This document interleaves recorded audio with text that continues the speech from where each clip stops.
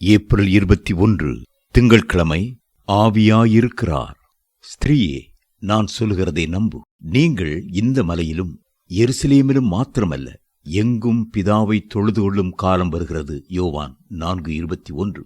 பழைய ஏற்பாட்டு காலத்தில் இஸ்ரவேல் ஜனங்கள் சமாரியாவிலும் எருசலேமிலும் கர்த்தருடைய நாமத்தை தொழுது கொண்டு வந்தார்கள். முக்கியமாக எருசலேமில் உள்ள சாலோமனின் தேவாலயத்தை மிக மேன்மையாய் கருதினார்கள். ஆனால் கிறிஸ்துவனுடைய காலத்திற்கு பிறகு அந்த நிலைமை முற்றிலும் மாற ஆரம்பித்தது. இயேசு சொன்னார், எங்கும் பிதாவை தொழுது கொள்ளும் காலம் வருகிறது. உண்மையாய் தொழுது கொள்ளுகிறவர்கள் பிதாவை ஆவியோடும் உண்மையோடும் தொழுது கொள்ளும் காலம் வரும் என்றார். யோவான் 4:21-23. காரணம் என்ன?